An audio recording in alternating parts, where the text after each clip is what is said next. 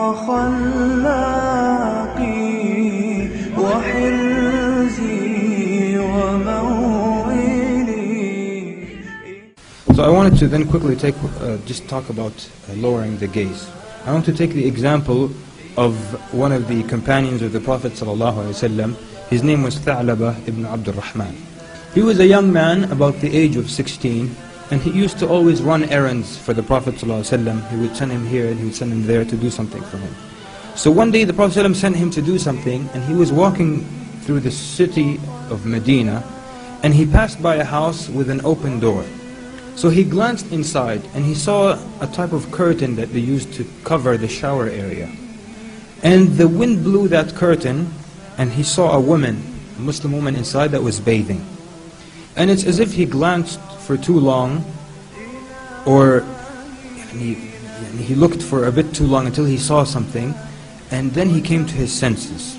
So he was overtaken by an extreme feeling of guilt and hypocrisy. And he said to himself, A'udhu Billah, the Prophet, how can I be of the companions of the Prophet ﷺ, and one who is close to him, who runs his errands, and be so horrible as to disrespect the people's privacy? So then he says, I disrespect the awrah of the Muslims. Wallahi, Allah is going to send ayat and reveal and mention me with the hypocrites. So he feared to return to the Prophet ﷺ, who would tell him that he is a hypocrite. So he ran away out of fear. He ran away. So the Prophet ﷺ waited for him for hours, and he waited from one prayer to the next, and then he started to ask about him as the days went by. And then the Prophet ﷺ would ask, have you seen Tha'laba? And then days passed, so he sent Umar ibn Khattab and Salman al-Farisi to go look for him in the streets of Medina. So they came back, they said, O Prophet of Allah, we searched for him in the roads, the markets and the meadows, and we couldn't find him. Perhaps he'll come back. So the Prophet ﷺ waited. And then after a while again he said, Ya Umar, Ya Salman, go and look for him in the outskirts of Medina.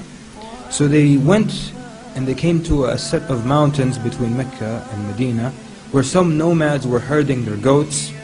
So the nomads saw that they were looking for something. So they asked them, are you looking for something? They said, we're looking for a boy, his description is this and that. So they said, perhaps you are looking for al-fata al-bakka, perhaps you're looking for the young man who's always crying. Umar says, I don't know about that, but we're looking for a boy who's this tall and this is his complexion, and he looks like this and that. So then, but what about this young boy you're talking about? And he says, on the other side of this mountain is a young man who for 40 days we hear nothing from him but crying and istighfar. So Umar asked, when does he come down? He said, they said he comes down when the sun sets. He comes to us, we give him a little bit of milk, so he drinks it while he's mixing his tears with it, meaning while he's drinking he's still crying, and then he goes up to the mountain again while he's crying. So then Umar says, how can we see him? He says, when the sun sets.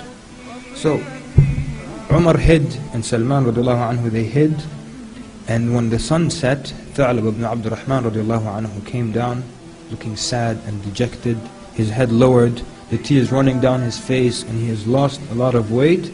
So he came to the A'rab and they gave him some milk. So he takes it to bring it to his mouth, and he begins to cry so much that he couldn't drink. And then finally he drinks what he could, and he turns to go back to the mountain. So then Umar and Salman radiallahu anhuma came to him. And when he saw them, he was so scared. He says, what do you want from me? They said, the Prophet ﷺ wants you. He says, what does he want from me? He said, I don't know. He says, did Allah reveal ayat about me? He said, we don't know. Has Allah mentioned me with the hypocrites? He said, we don't know. He says, people, please do not embarrass me and leave me to die alone on the side of this mountain. So they said, wallahi, we won't leave you. So he struggled, but they took him back to Medina. And they took him to his home, and he was crying harder than ever. So then Umar went and told the Prophet ﷺ, we found Tha'laba ibn Abdul Rahman. He said, where did you find him? He said, we found him on the side of a mountain. And he's at home now, you can visit him if you like. So the Prophet ﷺ went and entered upon him. And when he saw the Prophet ﷺ, he was so scared and he screamed out, Ya Rasulullah, Anzal Allahu fiyya ayat. Has Allah revealed ayat about me? Prophet ﷺ said, Kalla. He said, no. Has Allah mentioned me with the hypocrites? Prophet ﷺ said, no. So then he cried, and he increased in crying, and the Prophet ﷺ sat near him, And he took his head and he put it on his blessed thigh, sallallahu alaihi wasallam. So then Tha'laba cried and he said, O Prophet of Allah, remove a head that is full of sins and transgression from your thigh. I am lesser and not deserving. And the Prophet ﷺ said, no. So then the Prophet ﷺ asked him, he said, Ya Tha'laba, ma tarju ya Tha'laba, what do you wish for? And he said, I wish for the mercy of Allah subhanahu wa ta'ala. And he asked him, then what are you afraid of? He says, I am afraid of the punishment of Allah. And he says, وَمَاذَا تَتَمَنَّى, and what do you hope, what do you wish for? He says, أَتَمَنَّى, I wish for the forgiveness of Allah Azza wa Jal. So the Prophet ﷺ then made dua for him while he's crying, saying, Astaghfir li ya Rasulullah, ask forgiveness for me, O Prophet of Allah. Suddenly, Tha'laba radiallahu anhu, he jolted, he shook. So the Prophet ﷺ, he says to the Prophet ﷺ, I feel as though ants are walking between my flesh and my bones, like something is walking between my flesh and bones. So the Prophet ﷺ said, أَوَتَجِدُ ذَلِكَ يَا ثَعْلَبَ, do you feel that? He said, yes. He says, that is death. It is coming to you. So then he kept saying the shahada, astaghfirullah, la ilaha illallah, until the soul left his body. So then when he died, the Prophet ﷺ washed him and covered him and led the prayer over him. And while they were carrying him to the cemetery, the Prophet ﷺ was walking behind his body, but he was walking on the tip of his toes, as if it were very, very crowded. So then Umar says to him, Ya Rasulullah, تمشي على أطراف قدميك والناس قد أوسعوا لك. You're walking on the tip of your toes, but the people have given you a lot of room. So he says, Ya Umar, ويحك يا Umar, may Allah have mercy on you, Umar. Wallahi, I do not find a place to put my foot because of how the angels are crowding me over him. Brothers and sisters in Islam, Anas radiallahu anhu said that, he says to the generation after the companions, you imagine certain sins to be more insignificant than a straw, something like a straw, which is very insignificant.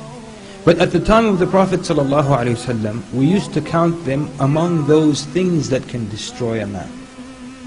And in this story, Tha'laba ibn Abdurrahman radiallahu anhu, he did something. He took a gaze, but it became so much of a weight, that sin. And this is something that so many people have taken for granted, looking at images of women in magazines, on television, on the internet. And people have become so used to it that they don't even think about it. How many people think of lowering their gaze from the newscaster? Do you look at the news? They watch the news. You're watching the news. But there's a woman who has a lot of makeup, and you're looking at her the whole time. People don't even remember to lower their gaze. Ibn Mas'ud said, a believer treats a sin as if it were a mountain over his head that may fall on him any moment, where a regular sinner looks at them like a fly that sat on his nose and he waved it away with his hand. The believer, the sin is like a mountain that's going to fall on you any minute. But for the person who sins normally, sits on your nose, you go like this and it's gone. And that's why then, lowering the gaze, things like that, people have become so used to looking at things that are haram. That's why the Prophet ﷺ said, beware of minor sins, for they add on until they destroy